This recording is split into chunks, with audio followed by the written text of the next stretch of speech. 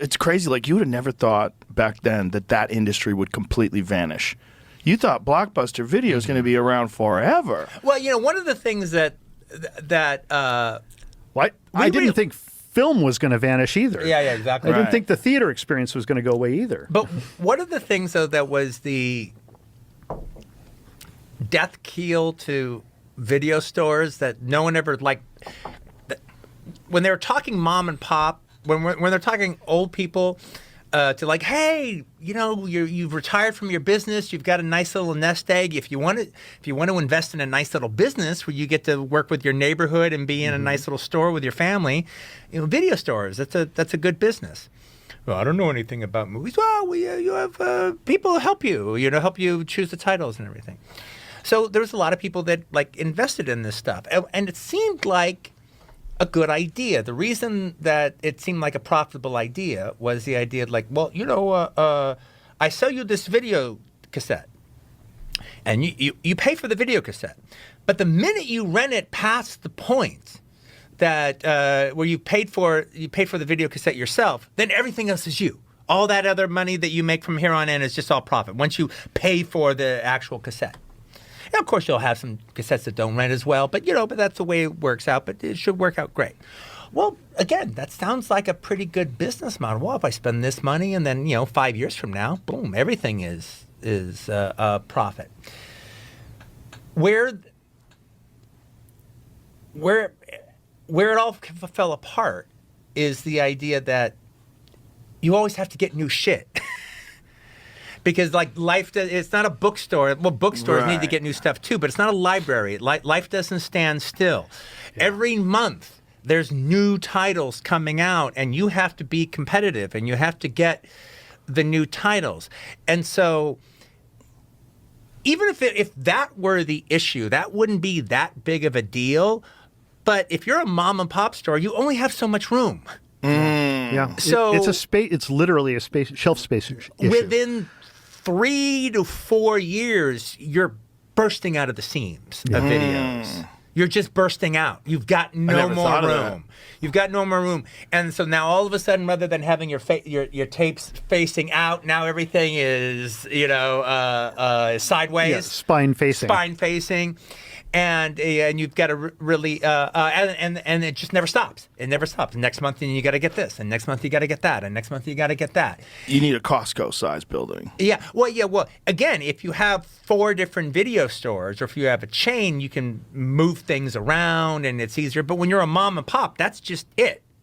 If you're a mom and pop store and you have a bike store, you don't have to keep getting new bikes every month. If you have a pottery store, you don't have to keep getting new regardless new of your inventory. Every single month, yeah. You constantly have to grow your inventory. Every 6 months, you get something cool. You don't need to get it every month. And you're defined by you having the new shit.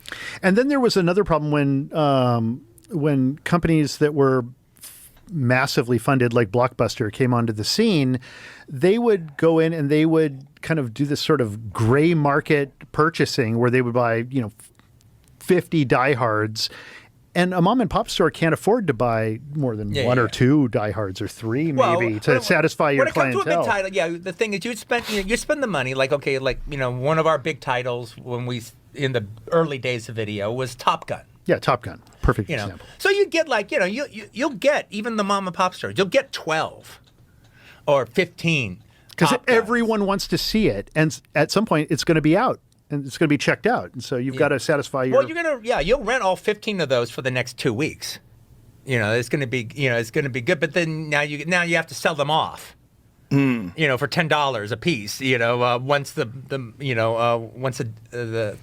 desire has died down. It largely fell on us because we were a smaller store, and we had a Blockbuster just a block away, basically. Not even a block. What are you talking about? In the same fucking. Yeah, basically. Not a block away. It was on the block. Yeah. In the shopping center that we were in. And you're missing the most interesting thing. It's not about the bulk buy. The bulk buy that's what it is. But that's every mom and pop store has to deal with that, dealing with a franchise. Well, it changes your strategy, though. Yeah. But what Blockbuster would do, and they were famous for doing this. And but particularly they were strategic about it. is like, okay, we're going to go into this town. Okay, we're going into Manhattan Beach. What's the biggest video store? What's the most popular local video store in Manhattan Beach? Well, that would be Video Archives. They're right on Sepulveda. They're right across the street from the Warehouse. All right, which was one of the big rental before places. Blockbuster, Before that was the Blockbuster, it was Warehouse Records and Tapes, and they still managed to survive across the street from Warehouse.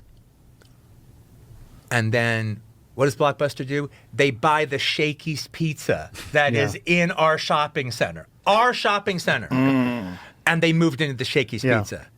Because it's like, well, okay, with Warehouse and with these Video Archives guys, well, this is obviously the place to be. So they just bought out the Shakey's Pizza and opened up, and they still couldn't shut us down. Yeah. Wow. I'm sure they had the attitude of, we'll just brush them aside. Oh, of course that's how they And felt. so consequently, because you can only get 3 or 12 Top Guns, whatever it is, it's not as many as Blockbuster is getting.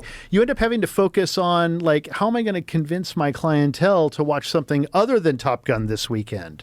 And so it landed on us to basically say, oh, you can't get Top Gun. Well, how about this movie that you haven't seen? But it's the difference between being a cool coffee place and being Starbucks, all right?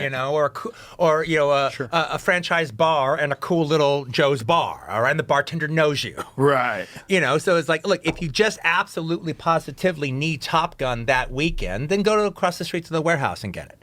All right, we have what we have, but we had customers that came in every fucking day.